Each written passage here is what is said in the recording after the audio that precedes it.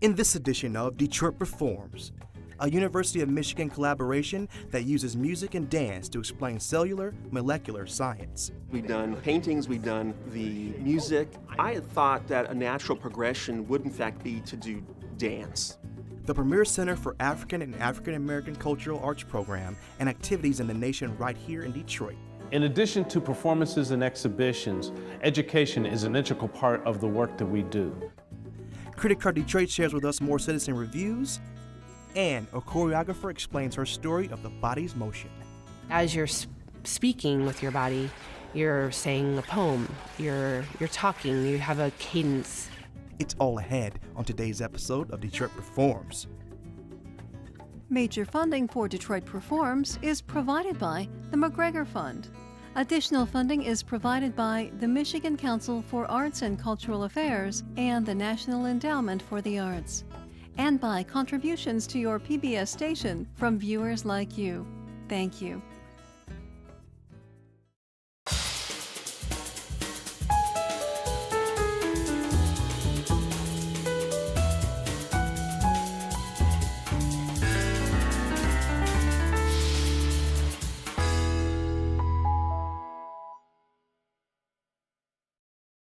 Hello and welcome to Detroit Performs. I am your host, DJ Oliver, and today we're at the Carr Center for the Performing Arts, where the Arts League of Michigan develops, promotes, presents, and preserves the African and African American cultural traditions within our community. We'll get more in depth with the Carr Center in the upcoming segment, but first we head to the University of Michigan, where cellular molecular science collides with music and dance.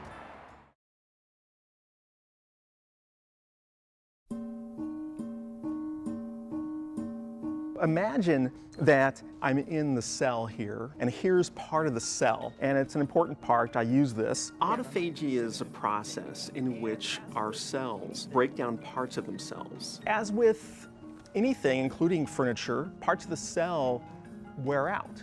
So how does the cell get rid of these things that are no longer functional? And this is the process of autophagy. Almost every month, there's a new connection being discovered between autophagy and some aspect of human health and disease. Cancer, some types of neurodegeneration, diabetes, heart disease, liver disease, various muscle diseases, you name it.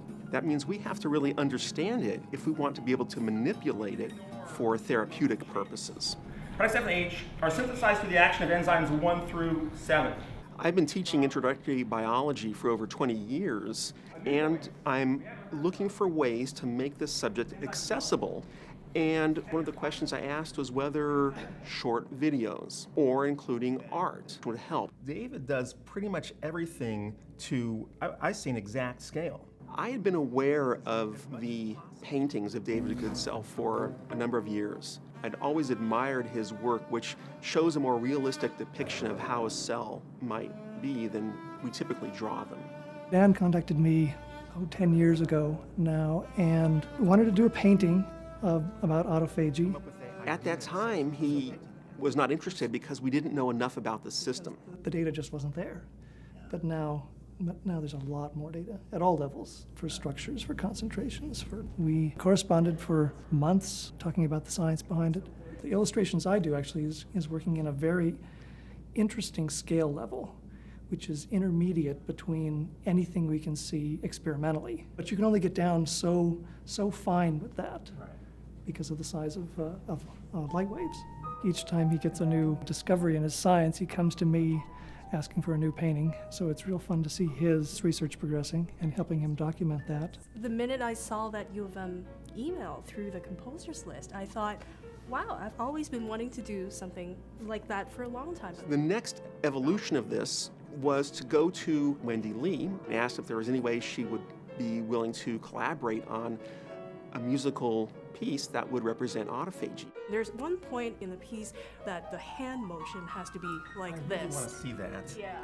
I was so excited about this because I had always wanted to collaborate with scientists, but I just didn't have the right occasion to do that. How does one section move to the other, or are the proportions equal, or is there a climax or something? Or anytime I'm working with someone who doesn't know the field well, in particular an artist, they ask questions that make me look at autophagy in a slightly different way. Wendy asking me about the speed of certain parts of the process, which I had not thought about, but she needed to know with regard to the tempo of the music. I hadn't appreciated as much in that sense of being a climax, but it's clear that as it gets to that point, and then all of a sudden it does change, and this boom, boom, boom, boom.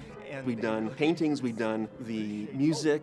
I had thought that a natural progression would in fact be to do dance. And some of the people that I was talking to said, well, Peter Sparling, a professor of dance, is in our building. He played me Wendy's music, he showed me Dave's illustrations, and then he explained to me what autophagy was. And a red flag went up, and I thought, I don't want to have dancers mimicking what cells do. So I took directly from your Scientific American article those 6 major, processes. I hit upon some common denominators as Dan started describing the process, as if they were animated, as if they had wills of their own, and I thought, aha, this is it. This is a hook. Curl up, surround and engulf, seal, cut through, break down, and release back. It was fascinating to hear Peter's interpretation of autophagy. Does it mean that there is less energy or more resistance? Less energy of the organism to motivate itself through a space, or more resistance? So we're kind of playing around with the illusion that dancers can create. He was asking questions and explaining how he was thinking about the process in ways that I had never imagined. But now we had to truly put it down on paper, as it were. What you have done is to provide me a script that can have multiple interpretations. I read a narrative into it. My role is largely as production director. I put the visual images and the music and the dance together. So what I'd like to do now is to show Dan and the folks what it is we're going to film up at the video studio on the floor from above. Okay, so can we do that first? I asked Wendy if she would sit at the piano and play macromusophagy. That then brought together the work that Wendy originally made, inspired by the cellular process, with the dance that I made, inspired by the same thing.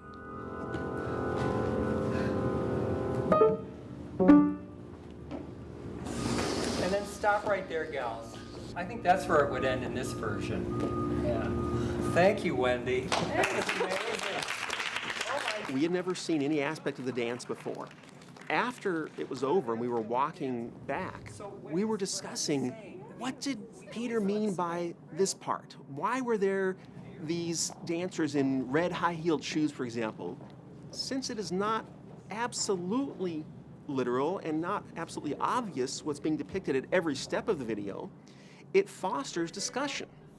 For the video version, we were able to go into the Duderstadt video studio and shoot against green screen, and then remove their bodies against Dave's beautiful medical illustrations.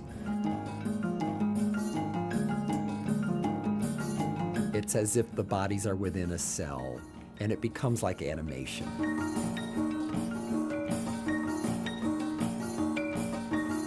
The cell carries out a dance of spring cleaning 365 days a year.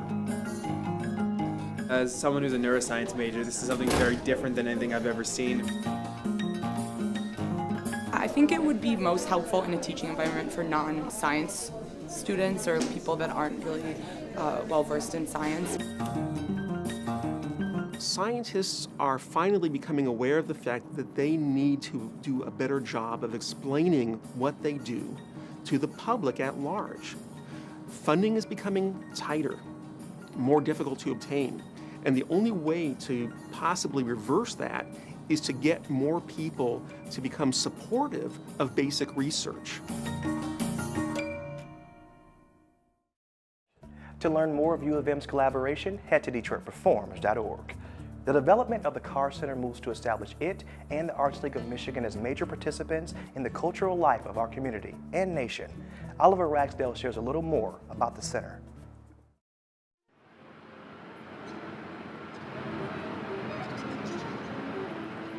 Hi, and welcome to a weekend in the Carr. We're standing in the shadow of Tiger Stadium and right across the street from Music Hall. This building has been here for quite a while. Inside, we have 3 art galleries, 2 visual art studios, a performing arts suite, and a full historic theater awaiting renovation with a stage the size of Music Hall. We're about to start your weekend in the car, but before you do, I want you to know that we have 4 house rules. House rule number 1 is whenever you're in the Carr Center, have a great experience. House rule number 2 is because you had a great experience, keep coming back. House rule number 3 is because you had a great experience and you keep coming back, bring somebody with you. And house rule number 4 is because you had a great experience and you keep coming back and you bring somebody with you, remember, we need your support. Jazz is an important part of the artistic menu here at the Carr Center. We're about to enter a concert featuring the legendary jazz percussionist, Bernard Harper. Let's go in.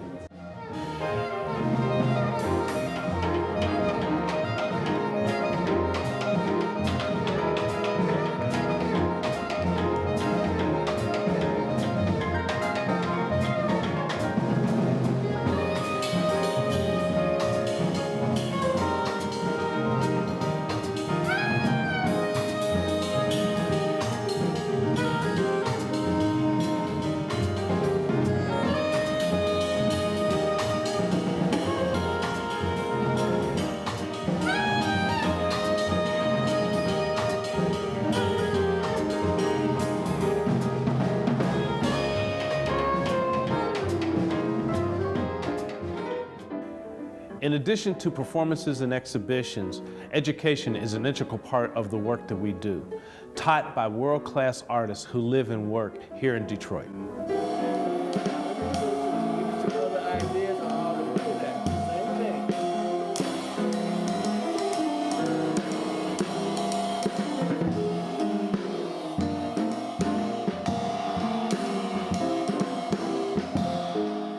In our galleries, we present a diverse range of exhibitions about every 6 weeks. This exhibition, Generational Art, features the work of our senior citizens.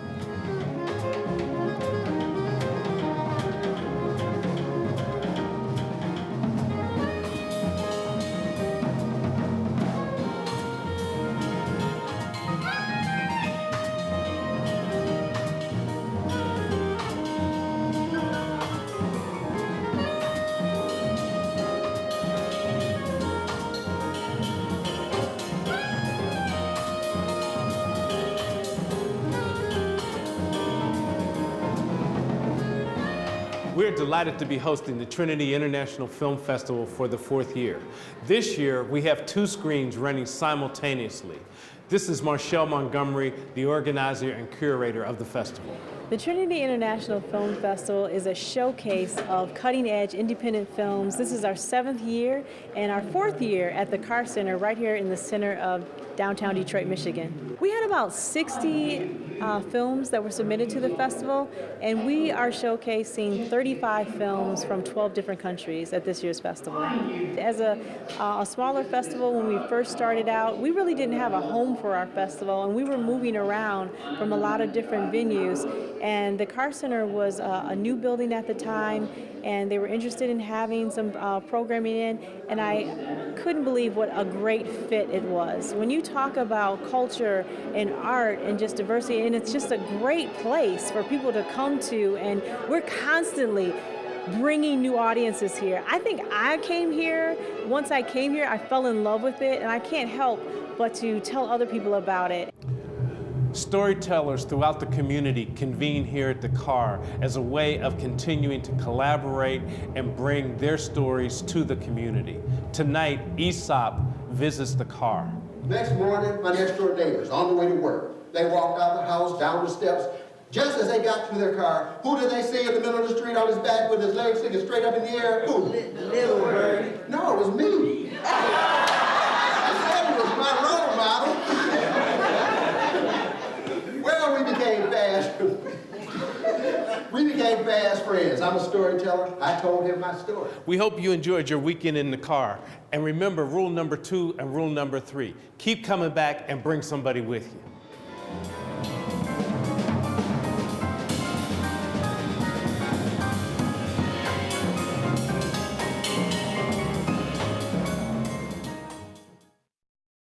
To learn more about the Carr Center, as well as all the other artists featured here today, head to DetroitPerforms.org. Let's check out what Critic Carr Detroit's been up to. They share with us another citizen review of local arts events. Hi, I'm Lindsay Ola. I'm an interior design student at Wayne State, and I enjoy coming to DIA because it's easy to get inspiration when you need it. This new courtyard is gorgeous with the furniture and everything. I like to go to the exhibits mostly that they have every year. The animation one that's going on now, I plan to go to as soon as possible. I love coming to the DIA.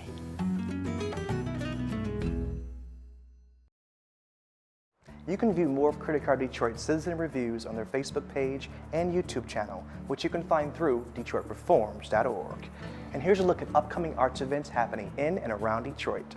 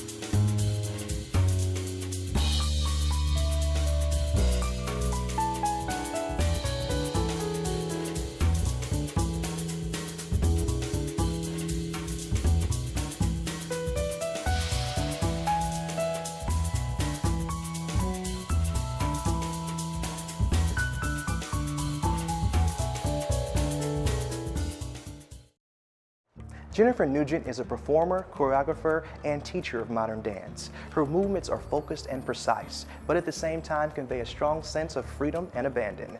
Here she is as she dances with the Bill T. Jones Arnie Zane Dance Company.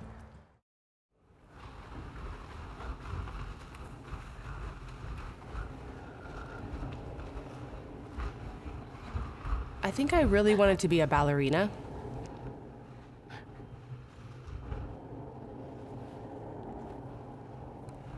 I had a book, The Life of a Ballerina, and I loved the leg warmers that went up to the thigh, and I loved the holes in the tights and how the more you wore the shoes, the more ripped they would get.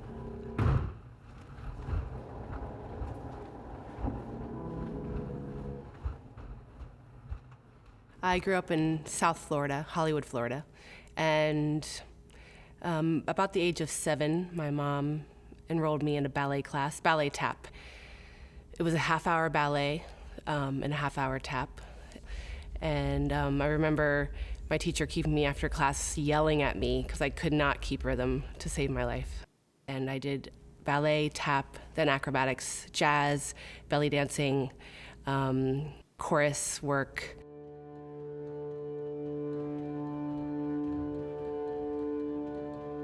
I think for me, I loved the music and I loved learning the dances, and it just touched me.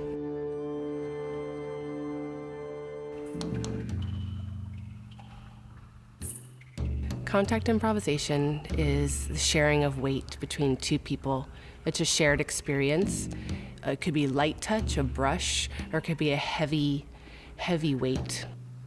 It's a duet. It's like a tango or a ballroom, a conversation between two bodies.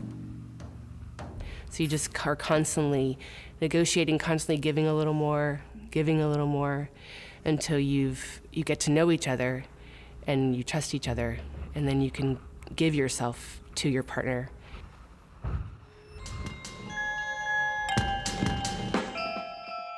I first saw Jennifer at the American Dance Festival, and I was way back in the audience, and I was a beginning dancer, and right away, the way that she moved pulled me in. I just remember, I kept saying to myself, who is that creature? She's so grounded, it's like she's nailed into the floor, and she's fierce and powerful, yet there's like a quivering, fragile quality, humble quality at times.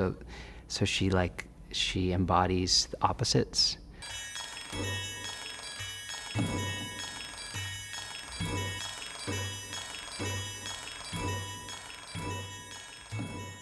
So I saw her first performing, and then I was in a Danny Lepkoff contact improvisation class, and I was paired up with her.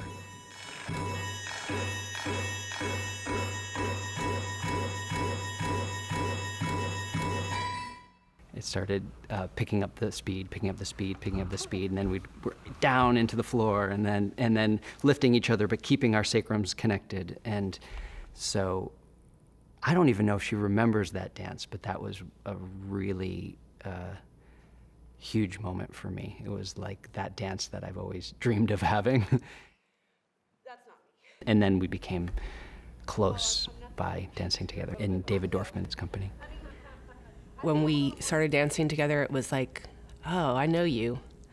Oh, I know you. And we just had a chemistry with each other. He likes to say, we both like to say, I come from the inside out, and he goes from the outside in. But we both get to the same place. No, sorry. That was me. Imagining myself. Imagining you, but you would be more like...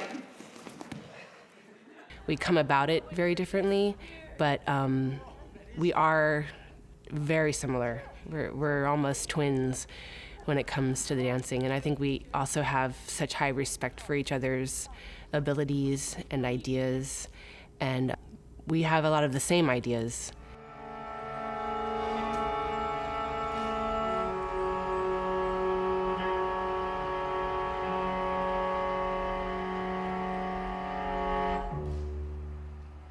When Paul was phasing out of David's company, we had already begun working together and making our own work, and knew that that's something we wanted to do.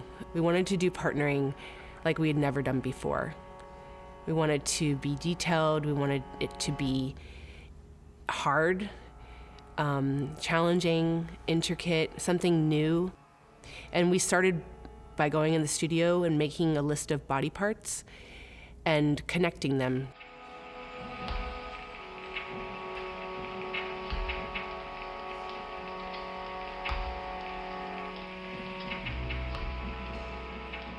I think it was a life story. Farewell, what I love about that title, it could be farewell, like fare good, be happy, or it could mean goodbye. And I think we struggled with it being a personal piece or more of an abstract relationship. But what it was two people grappling to decide whether to stay or go. Where did we want to go? Did we want to go together? What did we want from dance? Could it work together or not?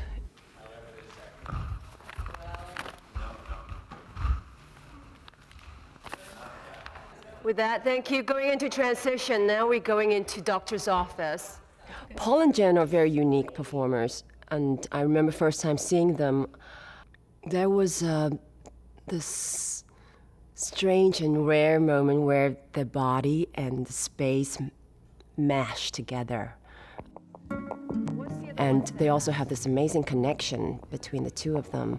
They somehow understand on a cellular level each other. I loved them right from the first moment, and I may have been scheming to get them into the company ever since. When I'm dancing with other dancers, I'm definitely focused on them. I like to look around the space. I like to be with them. I like to know that we're in this piece together.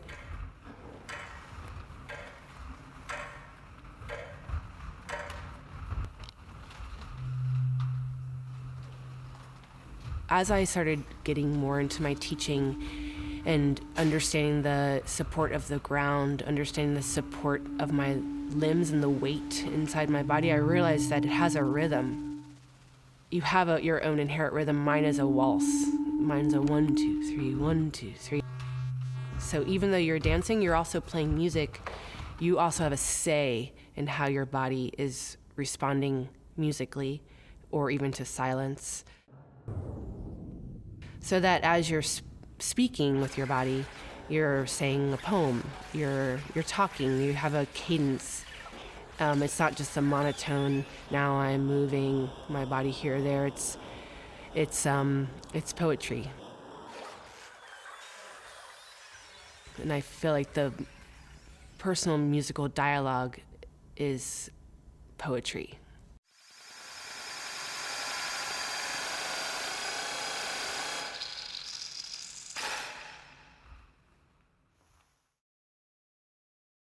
To find out more about Jennifer, head to DetroitPerforms.org.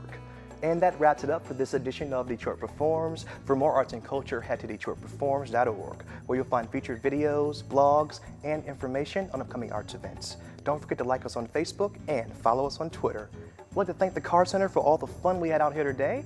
Until next time, get out there and show the world how Detroit performs, y'all. I am DJ Oliver. Thanks for watching, guys. Major funding for Detroit Performs is provided by the McGregor Fund. Additional funding is provided by the Michigan Council for Arts and Cultural Affairs and the National Endowment for the Arts, and by contributions to your PBS station from viewers like you. Thank you.